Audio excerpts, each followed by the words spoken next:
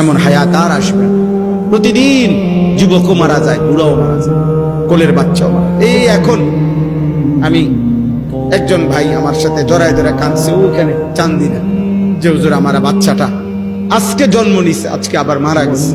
লোকটা অজরে কাঁদতেছে, ওই যে দোয়া করে। তাহলে কোলের বাচ্চাও মারা যায়, জন্মলগ্নেও মারা যায়, পেটের সন্তানও মারা যায়, তুমিও মরে যাই। তোমাকে যতক্ষণ আল্লাহ হায়াত দিছেন নাফরমানির জন্য না, জিনার ব্যভিচারের দৃশ্য দেখার জন্য না।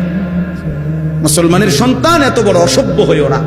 একটা লজ্জাস্থানের জন্য, একটা লজ্জাস্থানের চাহিদার জন্য এমন সুন্দর হায়াত জন্তু জানোয়ারের মতো নষ্ট করে দিও,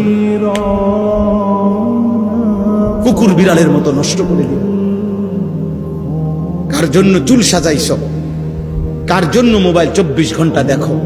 নারীর জন্যই তো। আল্লাহ তাআলা তো আমাদেরকে পৃথিবীতে সৃষ্টি করেছেন ইবাদতের জন্য। আল্লাহ